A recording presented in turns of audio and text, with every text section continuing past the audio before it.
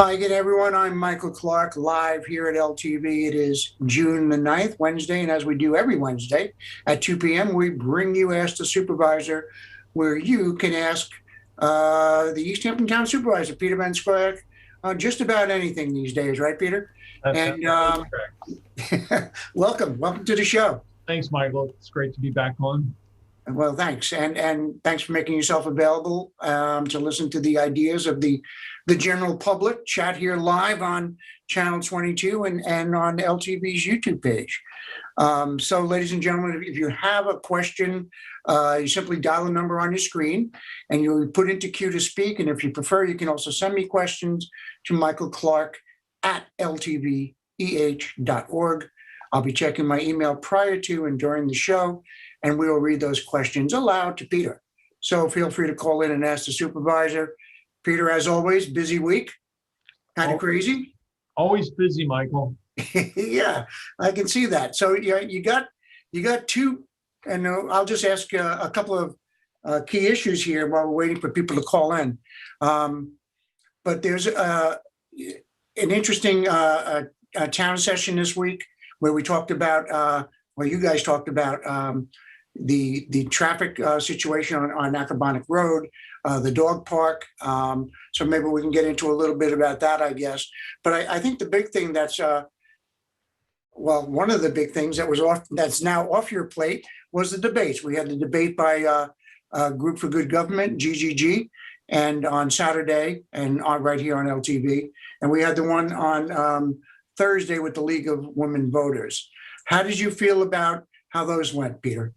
Well, I think it's really important for the populace, especially the electorate, to understand the records of their elected officials. And so it's an opportunity to debate, topics that are of importance to the public and what, we've done about those issues and what we plan on doing. So, in that regard, I think it's a great opportunity. Yeah, and I guess, and then obviously depending on who wins the primary, then that person would go on and you'd run into a similar debate situation before regular election day, where you'd probably have debates as well with the Republican candidate. Is that right? Yeah, I think this is going to end up being a three-way race, regardless of the outcome of the Democratic primary.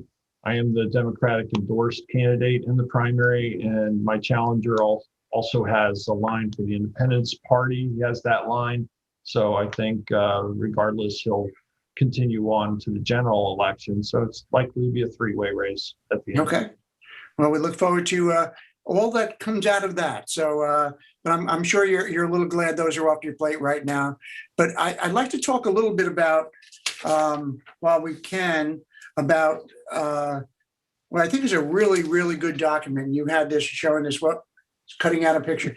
This is the update, the COVID-19 pandemic response document, really like a 24-page presentation that was presented at the town board meeting, and really quite comprehensive in terms of what it is that's been going on in the town over the last, what is it, 14 months now? 15 months? It seems like 2 years, but yeah, I think, since March 2020. Yeah, this was the pandemic that was in the last 2 weeks, right? Right, exactly. Same pandemic.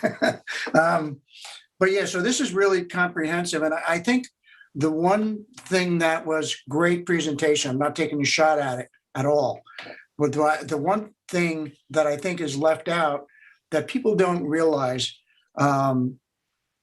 regardless of what side of the aisle you sit on, and looking at this and sitting in the position where I am, it kind of comes to light, is all the things that you guys did, everybody over there at Town Hall, and what you guys did in order to, what this focuses is on the community, but what you did in order to keep the government running, isn't really outlined in the presentation, and I think deserves mentioning, because all the things that went on behind the scene, and I'm just talking from LTV's perspective, right?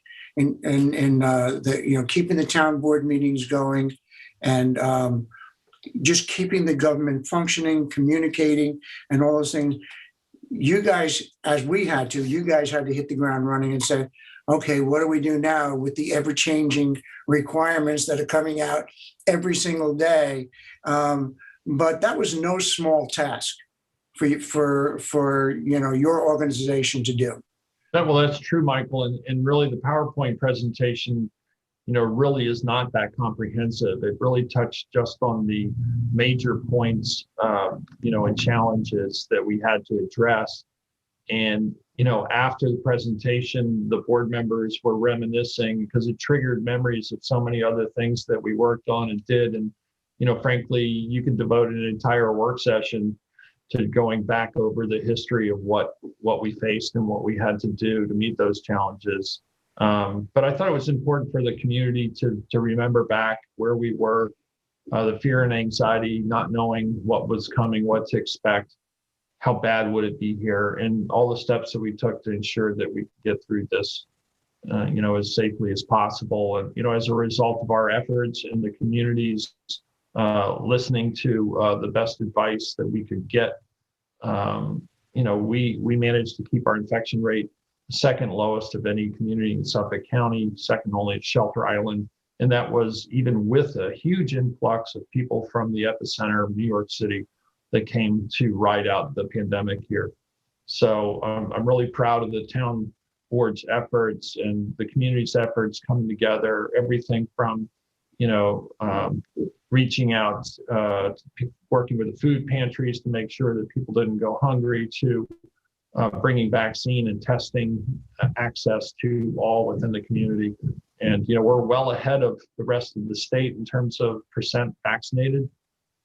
Newsday, I think, just recently did an article. We're like in the 83% of our town has had at least one dose, and well over 70% 2 doses.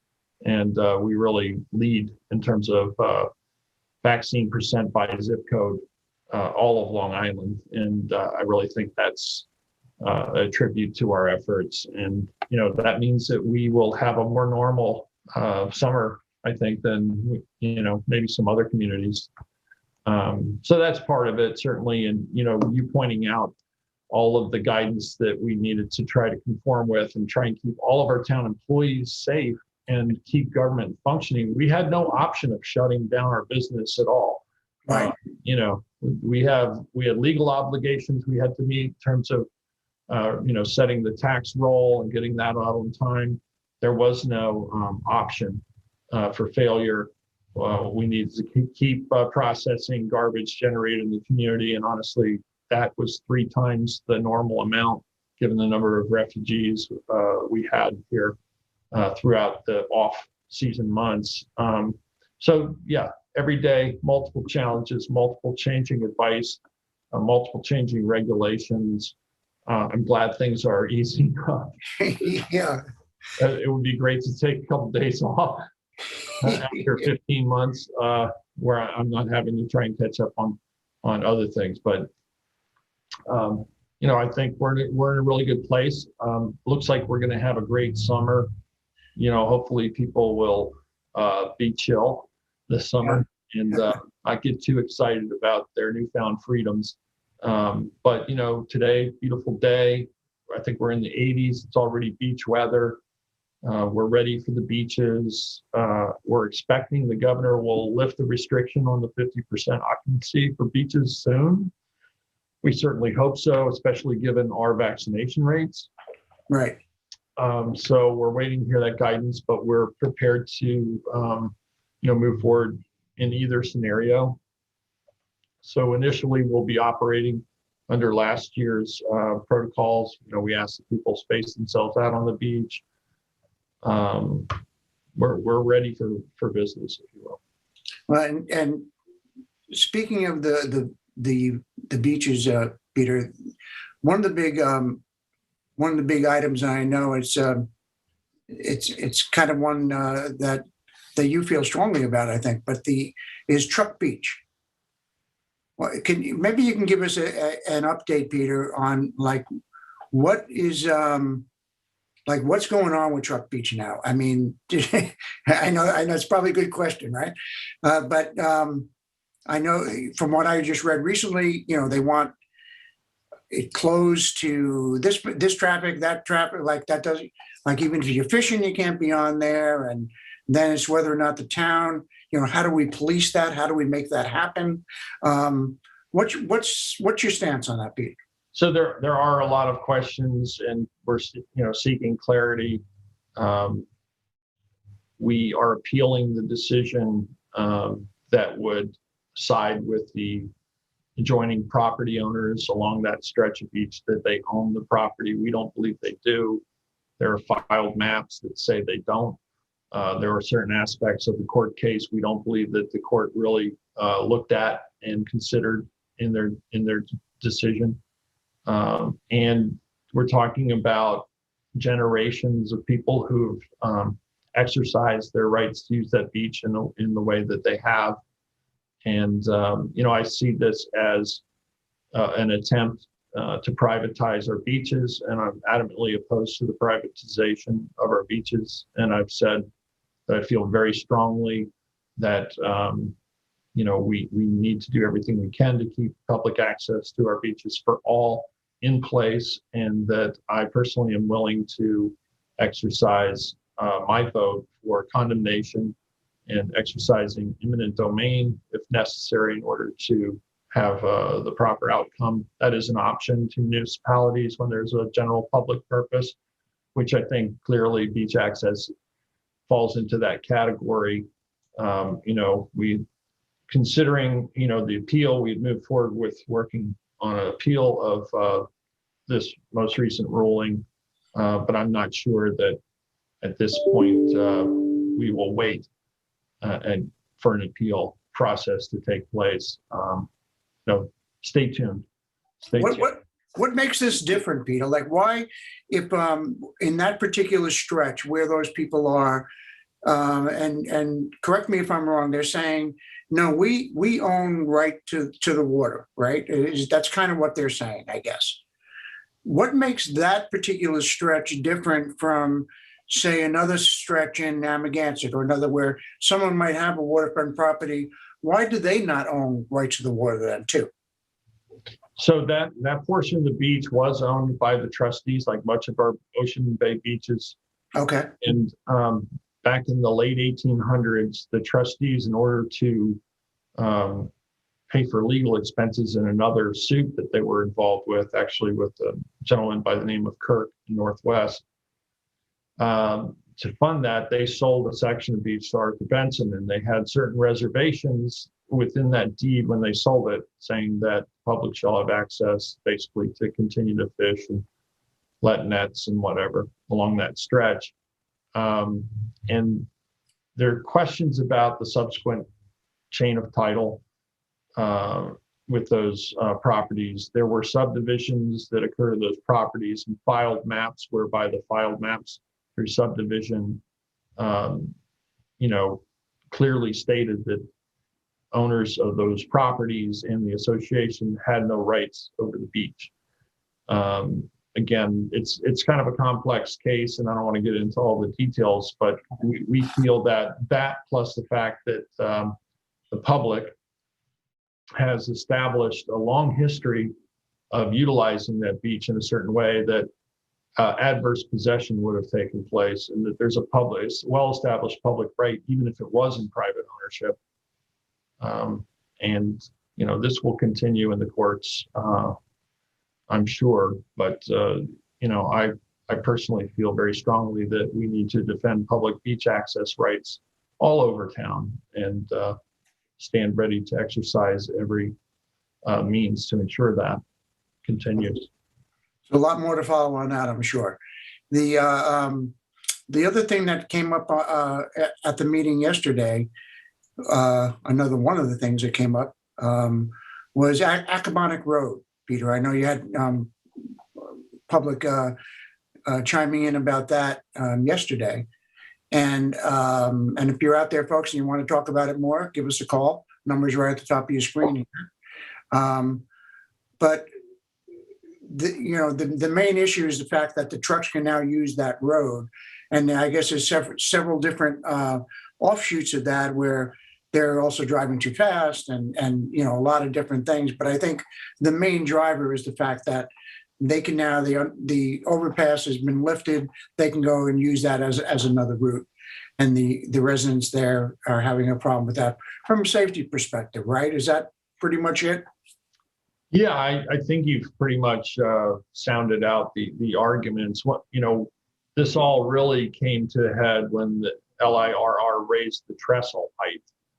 Prior to that, tractor trailers and large heavy trucks could not pass underneath that Accabonac Road trestle. And the same was true with North Main Street.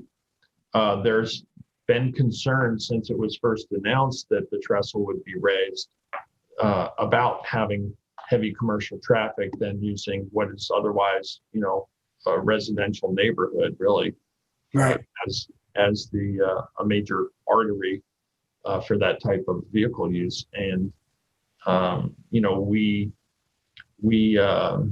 took the position that this might be something we would have to take a look at, and we would just wait and see if in fact that came to pass. The village actually has jurisdiction up to Collins Avenue. okay, So the entrance onto Accabonac at the light is within the village. We've made requests that they restrict their portion. And to date, we don't really have the village making those restrictions. So at this point, we will take up the matter into further consideration. We had a number of folks call in at our work session on Tuesday, all giving really good arguments as to why we should restrict the weight of vehicles traveling on that roadway. And I suspect that the board will act favorably upon that request in the very near future. And how does that process work, Peter? They once they determine that there would be a weight limit, that's something that can be done through the town, or is the state involved in that? So on a town roadway, that would be a state, not a state issue. Gotcha. Something we would pass by resolution after a public hearing. And so we will likely be scheduling a public hearing very soon to hear the matter and let the public weigh in. To date, I've heard no one in favor of allowing heavy vehicles through this neighborhood. And I think the preponderance of responses has been overwhelmingly in support of keeping this road as much a quiet residential roadway as possible. Much of our population center, the highest densities are in Springs, and the way the roads lay out, it's multiple long roads that reach into Springs, all coming down to the base of a fan, basically. So you have North Main Street, 3 Mile Harper, Springs Fireplace, Accabonac, all kind of funneling into basically the highway, almost, within a block of each other, really. Yeah. And Cedar Street. So you have this huge fan of roadways all focusing in at that one location. And so, many people, especially due to apps like Google Maps and Waze, when they get in traffic, these apps are routing them in through residential streets. And we see this happening more and more. People who live on what are otherwise somewhat quiet residential streets are now becoming major bypasses for the highway. So that's, I think this is another symptom of that. There have been requests to reduce speed limits. For township, you can't reduce the speed limit on a road below 30 miles an hour unless it's a school zone without a state home rule authorization from the legislature. We've made that request a number of times and have been turned down at every turn. But so 30 miles an hour is the lowest speed limit we can have within the township on town roads. And I suspect many of those vehicles are traveling well beyond that. And I know that there's been enforcement at that location, and also posting the the radar speed signs as well from time to time. So we have a few minutes left here, Peter. And maybe the final thing that we can talk about is the dog park. People, there was a lot of opinion on that yesterday. We heard, people giving different groups that are involved in creating maybe a small, a little place for the little dogs and for the big dogs, and whole segregation kind of thing. It was surprising to hear that there's, some of the big dog owners don't want little dog owners to have their own little dog park within the 20 acres. Just, I'm a dog owner and have been pretty much my whole life. I think I got my first dog when I was about 6 years old. And, so I understand how passionate people can be about their dogs, their family members, and the whole social scene at what is called the dog park. It's honestly not a dog park. The town bought the nursery property there. It's 20 acres fenced. And, with CPF funds is open space and recreation. And it's really kind of in the heart of what's otherwise really dense developments around it.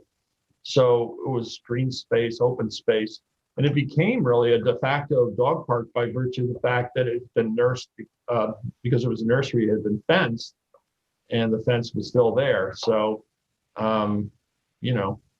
it became a great place to let your dog run, get some exercise without worrying about it entering a roadway or.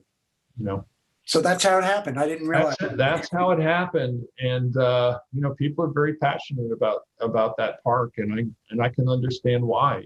A lot of people spend much of their day every day there. They take their dogs for walks. Some people 2-3 times a day. They see friends and neighbors there. It's social gatherings, but there have been problems that we have a responsibility to address. That park has an adopted management plan that we're kind of it's incumbent upon us to make sure that we manage that property in the way that the management plan has spelled out. And that includes removing the invasive species and trying to maintain some open native grassland areas. We do struggle with the autumn olive, which is highly invasive, large shrubby kind of tree, which spreads very rapidly, and it's been a challenge to keep that in check. But I think really what brought this most recent conversation to the forefront was the fact that deer had been getting into the park and dogs had been running them down and killing them. And, so to address the issues of how they got in, having some self-closing double gates so the gates weren't left open, but also having, just for safety's sake, there's been discussion, the recommendation of the committee was to have some of the understory cleared out so that there's better visibility. And then there have also been, dog owners who haven't, really controlled their dogs well. Right. People have been run down and broken legs have resulted in some issues like that. So the discussion had a number of recommendations, some of which the town board was in agreement we should adopt immediately, basically creating some new signage there. And what was displayed was extremely clear and concise in terms of what the rules are. So there wasn't really any controversy with that. I think the self-closing gates are kind of a no-brainer. Yeah. More trash cans and poop bags. But I think maybe the more controversial aspect was to take a 1 acre portion of the 20 acres and fence it off for little dogs. Personally, I don't know why there would be a controversy about that, but we're going to continue to engage the public because I think everybody who's involved with the park has strong feelings about it. It is a huge asset to the community, especially in that area, but people travel from all over town to go there. Yeah, they do. They do. So some would like to leave everything just the way it is because they like it the way it is and they think there's not a problem. Others would like to see some of the problems I mentioned addressed. So ongoing discussion on some of those other topics. Well, we'll see what happens, Peter. And once again, we've run out of time. So, As I say, Michael, I really don't have a dog in the fight, right. but I'm here to listen to the community on that one and see if we can't find a consensus around how to move forward. Yeah, big dogs. It's a pleasure to be on the show, Michael. Thanks for having me on again. Thank you, Peter. And we'll see you next week, same time. Very good. Stay well. Be safe. Bye.